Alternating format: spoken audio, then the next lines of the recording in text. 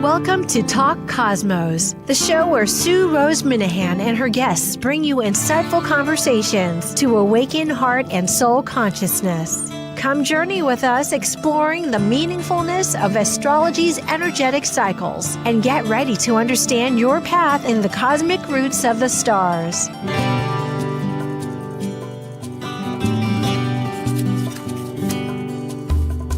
Hello, everybody. I'm Sue Rose Minahan, zooming into you, and this is May 31st. Our subject is Uranus, the Awakener. It's squaring for a total of about 3 months, exacting in 2 weeks, the nodes. And it is going to be a pivotal awakener. That's what it does. It's a cosmic awakener. It's pivotal changes as we're moving along. It's going to shift our perspectives and shake up barriers, and for the purpose really again of rediscovering what real unity can mean. So let's get to it. We're starting. Thanks. Talk Cosmos engages unique events during the 3rd and 4th weeks of the month, featuring a myriad of new and returning guests. Joining host and founder Sue Rose Minahan, they co-create to explore and contemplate a wide spectrum of potent subjects. Embark on today's topic within our panorama of guests and insights as we welcome the astrologers for this conversation. Hi, Jen. How are you? Jen Sachs from Seattle, Washington. Yes, I am well. Thanks, Sue. How are you? I'm fine. We're both adjusting our cameras on these wonderful new monitors that we have and all. Yes. Excellent. Well, here we go again. You know, folks, we were last month about Mars and Saturn in Aries. Very dynamic time. But this brings the level up. Uranus, square the lunar nodes. Goodness gracious. Well, I will introduce our guest today, Jen Sachs. She's a certified astrologer with the AFA, a consultant, tarot reader, speaker, and presents classes. Jen pursues modern astrology, and that includes traditional timing techniques. And weekly on Sundays, which today is, Jen Sachs has an astrology podcast. So tune into that. You can listen wherever you go. And if you want to find her, her website is Jen Sachs, that's SACHS, astrology.com. And she loves calculations and studies in spiritual psychology. And she's a current member, along with me, of Wine Country Speakers and a charter member, like myself, of Kepler Astrology's Toastmasters Club. It's a wonderful site for discovering how you can engage with your speaking and learn a community. And she has been on the executive team. That's a volunteer position that takes a lot of dedicated time and interest, and always growing as a speaker, storyteller, mentoring others. And currently her work spans presentations, a podcast, and client counseling, which she's done for 20 years. So there you go. You got a great blend of modern astrology and timing techniques. Yeah, yep. I love perfections. In fact, I should think we are 8 years. So I think we're in oh my gosh, we're in Scorpio right now. We're in the 8th year. I hadn't thought of that so much. Well, you and I will have to talk about what that means for Talk Cosmos. We're in the 9th season, but the 8th year. So that would be, yes, it would be. It's a Venus cycle. A Venus cycle? Mm-hmm. Yeah. Every 8 years, Venus retrogrades in the same sign. That's right. That's what I've been focusing on. Oh, goody. Yes, the Venus star points. Absolutely. Well, I need to focus more. Okay. Uranus, like Venus, rotates backwards. However, Uranus also rotates on its side, meaning it's east and west. That's its axis point, not north and south. Is a total disruptor. It breaks every rhythm. And that's what it does in our astrology, although that also means it's present. It doesn't care about the past or the future. It's right now. What's it revealing? This square started May 4th. And as Jen reminded me, Uranus entered Gemini on April 26th, just for those people that want to get the calendar positioned. And that was in early 0 degrees, 27 Gemini. And it was within 6 degrees, 5.5 degrees of the Pisces Virgo nodes. Today being the 31st, the last day of the month, on the 12th of June, it will be exact at 2 degrees, 42 minutes Gemini, squaring the lunar nodes at Pisces Virgo at that degree. However, it won't finish its square within that orb until the 28th of July, at which time, very shortly, a couple of days before that, the nodes entered Aquarius Leo. And there's a gap. And interestingly, just before Uranus transits retrograde, that's apparent retrograde from Earth's perspective, which will happen on September 10th. But 4 days ahead, from the September 5th to the 9th, it returns to a square where Uranus will be in the late degrees of Gemini. I think your phone is active again. Thanks. Okay. And the nodes are going to be again in Aquarius Leo. Wow, we're all rebooting just like a phone. Thanks so much. I'm so sorry. That's the second it was happening. No. We got online here, so my phone is out of the room. Very good. We're clear, onward. And besides that, I think technology is speaking a lot to us in all different ways, Jen. And the way I look upon it, every little indication, whether it's a dog barking or whether it's a phone talking, it's something that's saying, you know what? There is another language. There's something going on. So yes, we have this square, and maybe that's one of the things the square is telling us is it's Uranus, it's sudden, and it's communication in Gemini. And it's saying there's lots of ways to get messages, to understand how to communicate. You know, and that's my favorite thing about Uranus is the disruptor, but Uranus doesn't come in and bring anything new necessarily. Uranus works with what is there.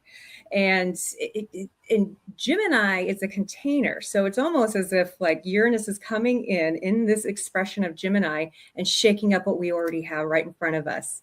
And I can't, for those who are listening, the amount of times that Sue and I have been randomly interrupted with our communication devices, just trying to get this program started today, is such a signifier of this Uranus squaring the note. So we're trying. Beautiful. I love this. Like, no, I'm going to change you. Absolutely. And your perception, it mirrors exactly mine, that we are living in the now time. Vibrational astrology teaches me that Uranus doesn't care about the past and the future. It's right now. And that adds that realization that you've expressed perfectly. I'll parrot back, is that it reveals what's happening. Because even last week, Linda Barry with Rob, when we did Sedna, that's conjunct at 1 degree of Gemini, was that it breaks up with Pluto to break through, but it takes like a 40-year process. So but it reveals what's happening. Yes, yes. Mm-hmm. So thank you for that. This is a graphic that shows this square. You have Uranus at 2 degrees, 42 minutes of Gemini. And here you have the twins, Pollux, the immortal, and Castor, the mortal, twins that unify, that share both spirit and mortality together once Castor died. And then the nodes, so you have the Pisces fish nodes with the two fish going in opposite directions. The mundane, you could say, and the spiritual, perhaps, or our weakness and our strengths of illusions versus truth of the moment, what's fantasy and what's really imagination to lead us somewhere. And then Virgo, the south node, that's a healer, but often wants to fix things to the point that of realizing what's mine to fix and what's not mine to fix. Yes. Looking yes. And that's been a big thing, I think right now as we're preparing for the nodes to change, but the whole experience really, but it's where have we been exhibiting acts of service that is one-sided? And, we're starting to see people kind of come to terms with their burnout on whatever level that is, because the Pisces North Node, it is asking us to be creative, and it is asking us to be healing in a kind of cosmic oneness sort of a way. But, Pisces also casts a lot of illusions and delusions, and, then Virgo wants to come in and bring in the teas and make sure everybody is bandaged well and sleeping well and has enough, stationery to read, write, and arithmetic and all that stuff. And then here comes Uranus, and Uranus is like, okay, we're about to change. You too are always talking about healing in these different ways. You think that you're working together, but I'm going to really kind of like, break the circuit here, if you will, so that you can come to awareness of what is a give and a take. Where's the give only? Where's the take only? Because Uranus is also doesn't really care if we heal or not. Uranus just wants us to experience and to become more resourceful by knowing to work with what we have within kind of what a more and who we are, who what really wants to be revealed. Yeah, I love this because in the Piscean sense, it's easy to manage. That's what I'm thinking of between the Virgo and the Pisces. Like, for instance, not getting to the root of what the misconception is, that where imagination and desire and dreams become fancifully misguided. And that is if I believe we're managing it, we're kind of band-aiding it without really looking at the source, saying this is untruthful. This is not connected to reality in the sense of what is. And that doesn't mean other people's reality. It means the reality of potential. Reality always has potential. Yeah. But just to say something nice about Pisces before. Oh, yes, definitely. I love Pisces. It is the vision that Pisces gives us, this sorts of like intuitive direction for us to go towards, that give us a greater sense of what is tangible and what is real. Because it is with these visions that we are encouraged to bring something into fruition. Yeah, without it, we would be lost. Everything starts with that. And thank you. Imagination. We're focusing here on the Sabian symbols to give insights into what, before we look at the charts, what possibly this could indicate. And it rounds off to the next degree. So it's in 2. So we're looking at 3 Sabian symbols in Virgo and Pisces for the nodes. And for the South Node, Virgo 3, 2 guardian angels bringing protection. That would be because of the South Node. Where is the shadow material being released? It's not all of it. It's just within that. Because within everything, there's the strengths and the weaknesses. Flipping over to the North Node in Pisces 3, a petrified forest, which both of these really need to be unearthed a bit, because immediately speaking, it's like, what are they really signifying? Now, this is the evolutionary direction to embrace and integrate with the South Node. It's not to ignore it, but to bring in factors that both are strengthened. And so to surrender beyond the ego's need to manage. Go ahead. Sorry, I jumped in. No, And I think that this is very interesting. You said that this is, there's a needing to break free from this, but Uranus is here with that square again to liberate us from something that we've been forming on this path that may or may not be to our greatest benefit. And I find it interesting that the South Node in Virgo is the 2 guardian angels bringing protection. Yes, I agree. And that the North Node in Pisces is something very formed, a petrified forest. So it it's almost as if like Uranus is showing us that the way that we have worshipped and the way that we have maybe been overly concerned of how other people worship is not really what's benefiting the greater good. And there's more information for us. Or to trust it so blindly that Mhm. we aren't a participant, because I very strongly believe that for a spiritual experience, development, it's personal. It is your personal experience with the center that connects with the greater cosmic wholeness, however you call it, whether it's a great spirit, whether it's Allah, whether it's God, whether it's Jesus, whether it's Heavenly Father. Confucianism and everything else that I believe, or all the mercurial things. I mean, I'm just listing million, whatever comes to mind. Yes. Because spirituality is not kind. Spirituality is not a one direct path. No. Spirituality is questioning. Spirituality turns besties into enemies and vice versa. And Well, and I it think destroys parts of when you ourselves. say spirit, when you're thinking as when you say besties into, people might interpret, because everything is landed exactly what we're talking about. In Gemini, it's being defined through words that have a lot of baggage and connotation and past experience. I just Unexplained on Netflix with the guy that was in one of those star shows was saying that there's islands that are forbidden to go to because for maybe 500 years they've had all these bad experiences. But what I'm getting is memory is long sometimes, and painful experience is long. But it's the baggage, it's the words, it's how we share things, it's the stories. So words and language is so important. But going back to this, to how they interrelate, the next one is even more.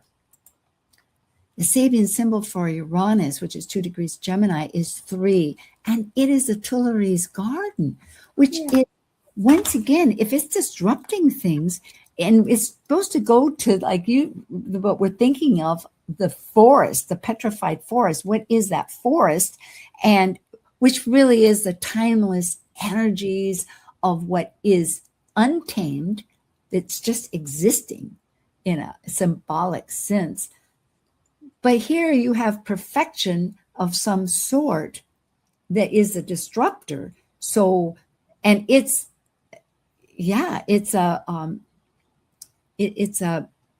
every part is like Taoism. There's the whole has its antidote of its poison in a sense, or its opposite, for a total healing.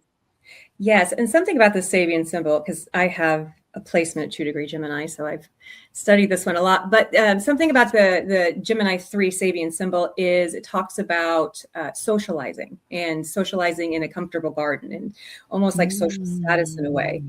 And I think that that's a really important key to kind of bring in right now, because there is this just dramatic shift across the world about, how things are changing and shifting, and not just how they are, but how they have been in the past, like what's been restricted and what's been pushed down and who. And then also, what needs to break free in order for all of us to kind of live harmoniously, liberated, which Pisces North Node would love for us to do. So for Uranus to come in here with that 3 Sabian Gemini, as the marker of breaking free, there is something about the social status here as well. Yes, so, I'm expecting kind of like, and again, Gemini doesn't bring up anything that isn't already there, but it detonates from the cracks that have already been established and but haven't been looked at. So, kind of expect to see these types of like social disruptions to start to show way. And, these are our opportunities to learn how to use our voice in a new way, in a more liberated way, and to, not just for ourselves, but for other people, for our community. Gemini wants us to kind of balance our communities out. I love that. Detonate from the cracks. Boy, that's powerful, Jen. Good info. It is so true. The Sabian's energies at 3, that's not degrees, it's 3. This is an AI version, and it shows each of the 3 in the complexity where you have the 2 nodes, 3 of Pisces at the north representing, and the south represented by Virgo 3 with the angels. And then Gemini 3 of Uranus that is assimilating this energy. So it's allowing how to edit what we consider perfect, breaking the current, moving beyond rigidity, many, many things. You can. Well, let's look at the chart, shall we? Let's do it. That would be June 12th, 2026, in the morning at 3:19 minutes and 25 seconds Eastern Time, Washington, D.C., District of Columbia. And this is Porphyry, and it's true nodes. In this, you have the big square, and I have the conjunctions listed, which just we can talk about a bit. And again, just to realize that Uranus is working to reveal what's there in life at the moment. And we're working up to it. This is like 2 weeks away. It's getting closer. It's only a few degrees actually from it where it had been 6. So we're really feeling it. And that Ceres, the dwarf planet Ceres of nurturing versus grief, is conjunct.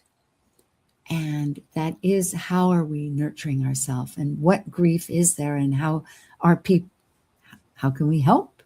And also about food. She represents grain. The other factor here that we can just speak about, Jen, is that there's other energies that are happening as this is being birthed. This Uranus in Gemini at the very beginning. Later in the month, Chiron is going to enter Taurus. So we're at the very end of an 8-year cycle with the healer for our identity, whereas then it'll go into our self-worth and abundance versus scarcity. But right now it's still focused on who am I and how can I be me? And am I okay to be me? Yes. And then in July, the nodes are going to shift to Leo and Aquarius, but we're at the very beginning because they go backwards in Pisces Virgo. So it's that fresh opportunity that of really what our dreams are, and looking at this square. And then, okay, and what else was I saying? That's it. What do you think? Yeah. I mean, of course, there's a lot, but okay, yeah, we'll go that's on. simply enough to work with. Yes. Mm-hmm. Yes, But because I want to touch on Ceres being having that conjunction with Uranus, because this is such a beautiful piece of information of what we have going on right now. You know, Ceres it's motherhood, but also parenting. So there's this big shift in what is needed for these types of things, and not just as people with children, but also how we parent ourselves or reparent ourselves. So that's more of a psychological situation, but it's very important to consider. And, just ways that we nourish ourselves, express unconditional love, to have something, a dwarf planet that activates unconditional love, trying to share the space with Uranus, who is the liberator and very neutral and just wants chaos for us to figure it out so that we can, level up our intelligence. I think that this is a very interesting kind of twist to the plot of this nodal bend, because we are going to need to consider that we are taking actions as individuals to liberate ourselves in some form, but also it's how are we identifying with unconditional love, and how is that starting to play out or begging to be changed? Yes, it's interesting to me, knowing the mythology of Ceres, that she experienced a sudden loss. That's where the grief comes in. And Uranus is everything about sudden, immediate. In fact, he gave birth to his daughter suddenly and violently through his head, Venus. And what I'm getting is, in some ways, they are paired in that way of great suddenness and grief. So because in evolutionary astrology, Uranus is always identified with trauma for that very factor, that the changes, people are often unaware of the signs. And that's really what I think this world is. This is chart that we've been talking about is to get more in tune with the invisible, with the signs that are coming out, whether it's our computer talking or something, and by being centered within and to have that dialogue and be a participant. Yeah, so it's quite an interesting concept. And of course, Saturn's next to Pallas Athena. So Saturn's saying what's essential, and Pallas is going, well, what's the strategy? Yes. And Saturn and both Aries too love a good strategy and are quite successful whenever they're able to put the task into play.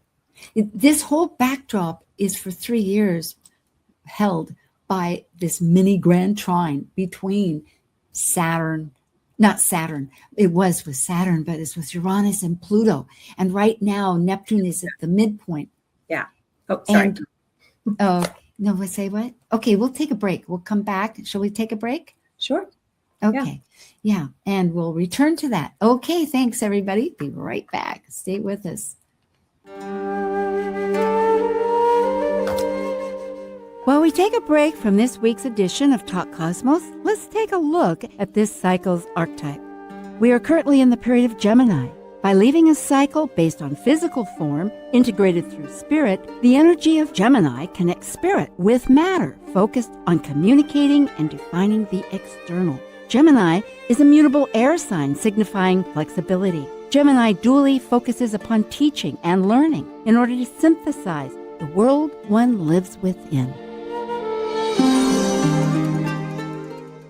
Talk Cosmos ignites insightful conversations to awaken heart and soul consciousness with hour-long programs every Sunday at 1 p.m. Pacific on KKNW. Also available to watch live on the Talk Cosmos YouTube channel and Facebook page. While you're there, make sure you click their like and subscribe buttons so you get the full Talk Cosmos experience. You can listen to earlier podcasts since 2018, either on most podcast carriers or under the video tab on Talk Cosmos YouTube. To join our expedition and find out about upcoming programs, sign up for the newsletter at talkcosmos.com and launch your week into the cosmic wonder. This is Martha Norwalk. Every Sunday morning, beginning at 9 a.m., thanks in part to the Whispering Dragon Center in Shoreline, we cover the world of animals. This week, it's Shelter Rescue Sanctuary and anything that helps our animal friends Sunday. We'll check in with Meow Cat Rescue, Help Animals India, and Animals24-7.org. Plus, we'll find out about all the great events and classes coming up at the Ananda Institute for Living Yoga. Hope you can join us for Martha Norwalk's Animal World, Sunday morning, 9 a.m. to noon, right here on Alternative Talk, AM 1150. Multicultural, multidimensional even. Alternative Talk 1150.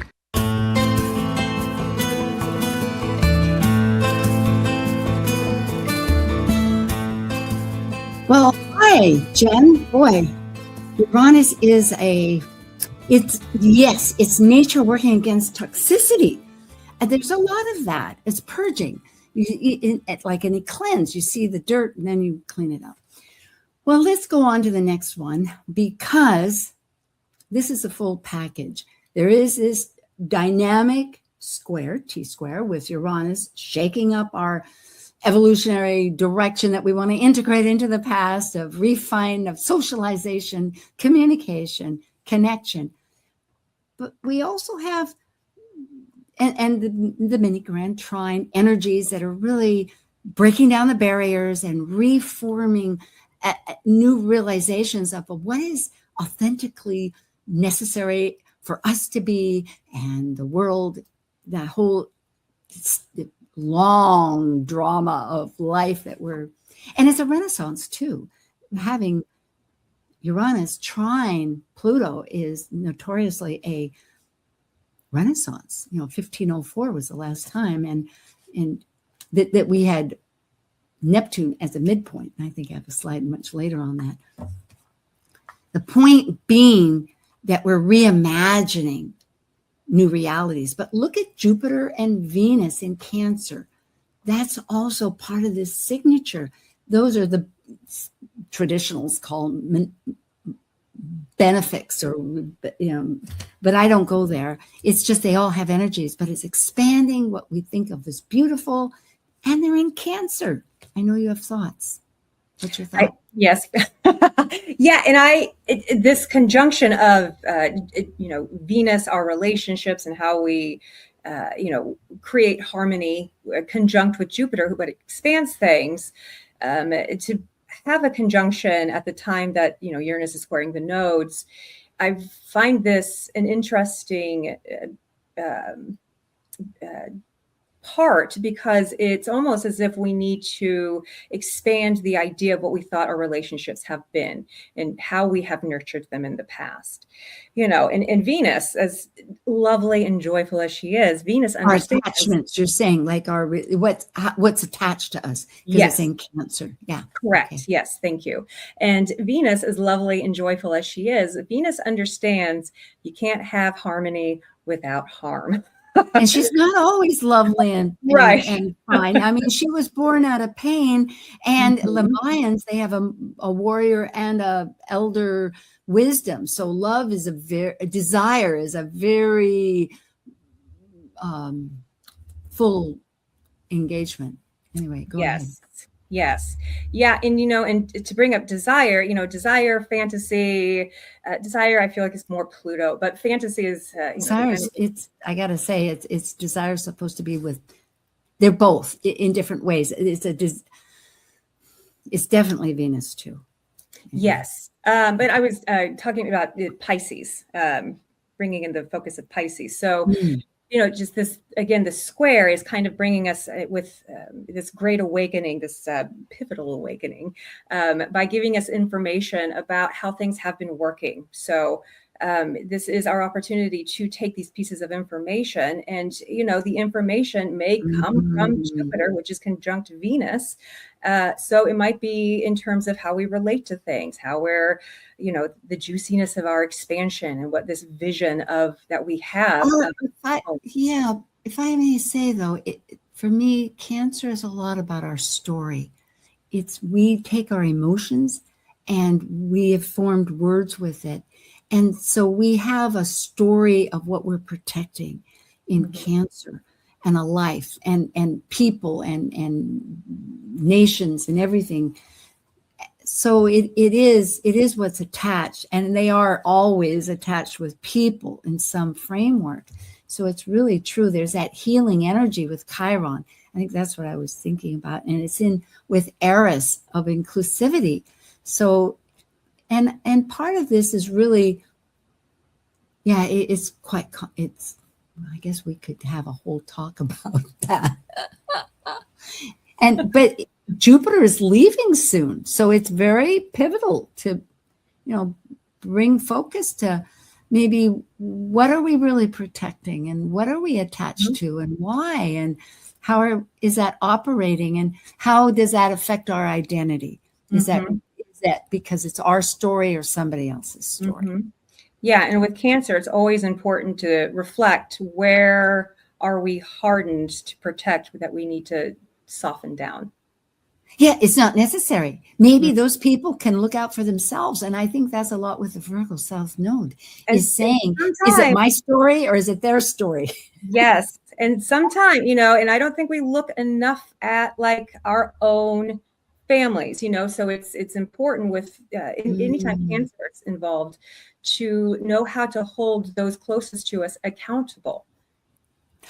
Ah, yes. And to love them for just what they are, and the past relationship for where it is right now, because as we grow, people's directions change and focuses, or they latch on to old stories that maybe oneself has moved beyond.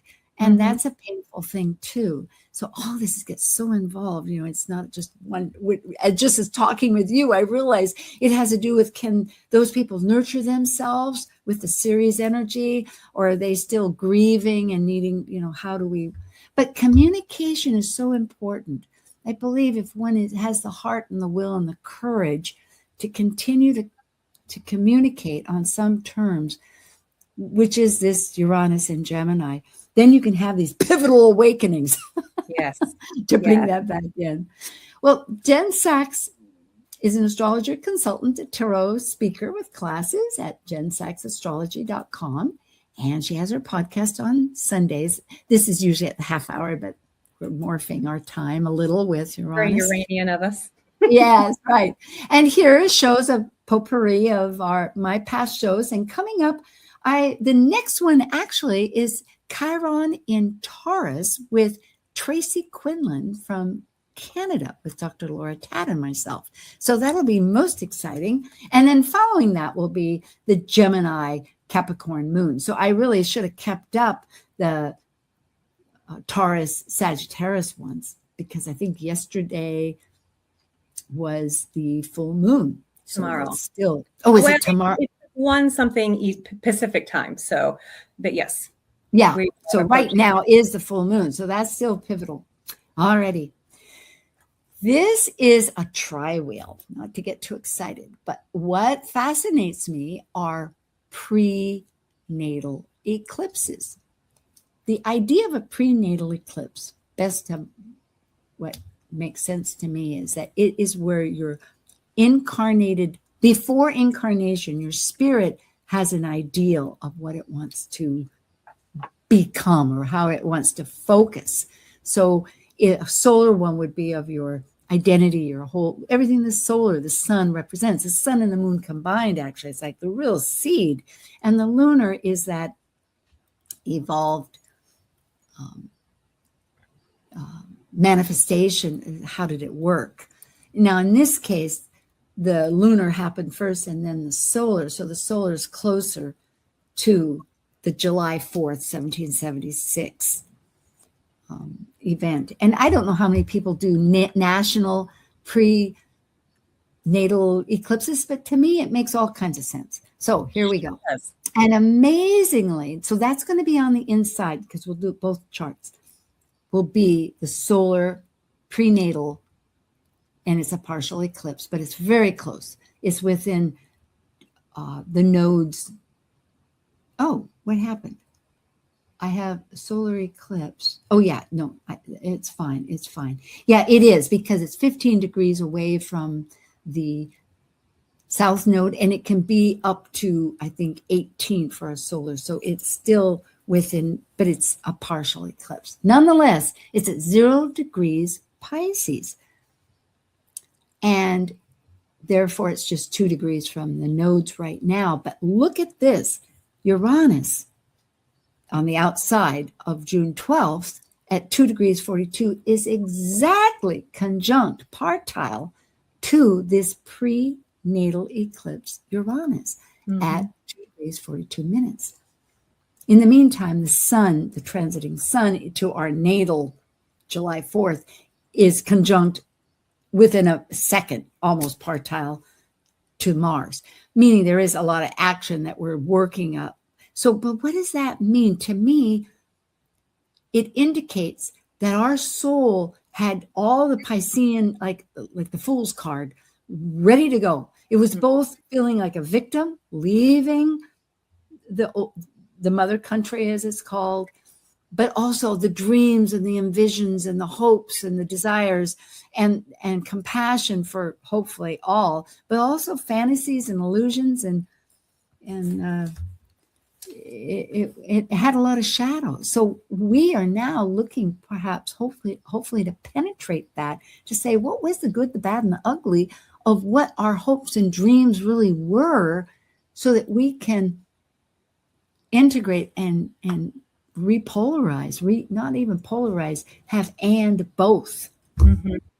So this happened right before, or this is the eclipse that happened before the country was February established. 19th, 1776. It was 9:33 a.m. Yes. So Eastern time. this is the energy leading up to that. So, and I think it really, and with It embodied the hopes and dreams of what wanted to be incarnated. So it's not Correct. an exact match. Yeah. Yes. But with Uranus in the chart of the solar eclipse and the exact in the square that we have on June 12th, with it being 2 degrees, 42 minutes. Whenever we have that type of precision in astrology, it is very much our instruction. So this is really highlighting that, I mean, as a nation of the United States, not to get too political with things, but it's very evident that we are kind of reflecting like, what is this country? What do we want it to be? And Gemini wants us to really to focus on our communities. And I was talking to somebody yesterday about astrology, and this person kept bringing up sibling rivalry whenever it came to Gemini. And I thought that is so interesting because Gemini rules all those like day-to-day relationships, our neighbors, our cousins, our siblings. And, you know, these are the people who beat us up on a daily basis in one form or another and are there for us whenever we have these, pivotal moments as we are aging and developing who we are. And Gemini also wants us to learn something and to be educated and to establish that within ourselves, but also within these types of relationships too. So again, with this type of exactness, with the degree, with the minute. It's a message, undoubtedly. Yes. It is. Yes. It is a message for us to really kind of take into consideration of, you know, what were we before this nation was and how has that developed? Exactly. Going back to these day-to-day relationships, it's sure we've got these big people and these big powers making decisions, whether we agree with them or not, but people in big positions and big powers don't get there all of a sudden.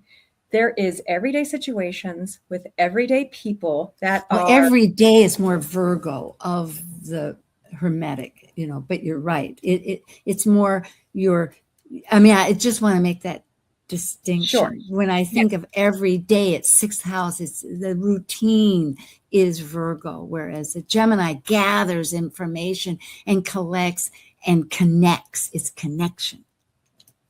But same, yeah. And these everyday communications with these people that that are begging for us to take reflection on or to take note on of, you know, what could have changed if I did speak up or if I spoke up differently or to take a seat. But we have so much power, whether it's in our schools, our clubs, our family dynamics with these relationships in our neighborhood. That's where it begins. It is that small nucleus. I love how you're bringing in the focus because I was trying to figure out about the sun, the transiting sun on 12th at 21 degrees, 21 minutes that conjuncts the natal Mars, and which is always a very strong point in our chart when anything conjuncts that Mars. At 21 degrees, 22 minutes. That's so exact. So you're saying this identity of ourselves right now, how are we? It is so true. This is instigating that whole Uranus Martian energy that's like firecrackers. It is immediate. It wants action. But we need to, it's really totally lacks patience. Right. What's so interesting is that Uranus is unearthing what is there. And it's not an immediate fix. We just went through our Chiron return a couple of years ago. We're still like in the throes of that. You know, it's a progressive deal. And the nation itself wasn't formed for 6 years and it wasn't defined until, 81, the war ended, 83, the peace treaty took the British troops out. And in 1789, we finally got a new constitution. So that's when our government, as we know it, began. So there's all these other steps. It's a tsunami wave. But those people that started this need to break away, to have freedom in the 11th house, at least in this chart too, which happens to have an Aries rising for interestingly, they had shadow parts. Yes, we had dreams. Everybody talks about our dreams and our hopes, and it's for everybody. But yet, who was everybody? It has changed significantly, and now there's a real question about, and that's really what Chiron in Aries does. It's like, who belongs? So we're still really, our last talk, Jen, I want to bring attention to this bottom blue square here on the screen that you're aware of. But it fascinated me because in our talk that we did last month on April 19th, and I think the conjunction was April 19th, that Mars was conjunct Saturn at 7 degrees Aries, and we pulled up the chart, a tri-wheel or a bi-wheel, but the point being that Uranus, which is at 8 degrees natal, as you can see it right over there, happened to be squaring the transiting nodes that have moved from 7 down to 2 now since that time. And so here it was our natal Uranus that was questioning, hey, what's happening out in the world? Whereas now it's transiting Uranus, going back to our prenatal heart, going, hey, you guys, what were you really thinking? Let's get real. Let's see what is honest right now. Where to get honest with the liberation that was demanded at this time. Yes, to really liberate everybody, to be whole, to be that unity that Pisces so dearly hopes to conceive. And the other factor is over here in the green that brings attention to the transiting June 12th. I have to identify all this on the exterior wheel at 13 degrees Aries is distinctly opposite, applying to an opposition to our natal Saturn. So it's Saturn opposite Saturn at 14 degrees Libra. And that's, I think, a real sense of awareness, talk about pivotal awareness more so, to understand how are we really working with, because Saturn wants what is essential. What is really the important and pivotal and fundamental. Should we go to the lunar one just to see what it says? Yeah. Okay. Oh, and I did bring up, this is where I was saying that they're trying to think, like, what do they want to think about that? It's a long story. But back in the Renaissance is the last time that Neptune was the midpoint between those exterior, that Renaissance energy. So it's really reframing goes along with our modern times with these modern planets that were not discovered until all of this had already happened. A new viewpoint. The mini grand trine with the modern planets does, symbolically anyway, does touch on the easy flow of energy for us to engage with how our modern times are being shaped. Goody. And breaking down changing the barriers. This is the lunar. It was prenatal eclipse, February 4th, 1776. Again, it's in DC. It's Eastern Daylight Time.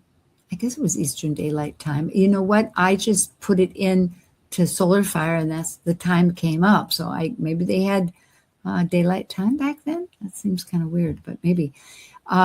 It was 10:29 in the morning, 24 seconds. The outer two wheels are exactly the same as the other one because we're focusing on the transit on June 12th with Uranus squaring the nodes, and the middle wheel is still the natal Sibley chart that we're using. But the interior wheel is what's shifting. And in this case, it will be that lunar eclipse, and it's total. You look at it, they're both at 15. The sun and the south node is a south node eclipse, lunar eclipse. So it's really trying to shed that sun energy that's in Aquarius. And as you had pointed out, so it's a lunar eclipse here in Leo within minutes. the moon is next to the North Node. So we're really, it's a North Node eclipse in Leo. Yeah, and as you said earlier, mutual. Go ahead. Yeah, I was going to say it's okay. It's mutual reception. Something I love that idea myself. The moon in Leo is parallels, you might say, with the sun in Cancer, because moon rules Cancer and sun rules Leo. That gives me distinct pathway that there's some communication between how we manifest in our emotional sense with because manifestation, Leo wants to have a legacy. It wants to create. It wants to manifest, be the best it can be at something. And the sun, that's who we are, but in Cancer wants to protect and knows our history and wants to create a womb. In evolutionary, in vibrational astrology, it wants to create a nest, an egg, a nest for protection. So isn't that amazing? It wants to protect us so that we can evolve to be our best. And the question gets to be, who does that include? Yeah, it's because whenever the United States was created, and and there's that statement, all men were created equal. All men was defined very differently than what it is now. And I think that's, without going too deep into that, I'll meet you down by the docks for that conversation. But it's important for us to take that into consideration. And yes, to consider it on just like a humane level, but also to consider that this is what Uranus and Ceres are kind of coming in to bend the nodes for. What have we been disillusioned with the past 16 months about our path, and where have we seen the webs that has been cast around us that we didn't know were there before? Because if we are going to have a liberation that is humane, we need to start, you said words have baggage. We need to start reevaluating what these words and what these documents actually mean. Thank you. Yes, indeed. We all have a part. It's a good time to feel the courage to speak, because that's what people are doing. And out of it, we learn new ideas and ways to apply it, and new ways about ourselves, and create that vision that we have. Yeah. And leap forward. Uranus reminds me of those synapses in the brain. They don't connect. You have to jump across. It's like, we'll make it. We'll get there. We will. Ooh, zooming in again. Big monitor. Well, Jen, thank you. What a privilege.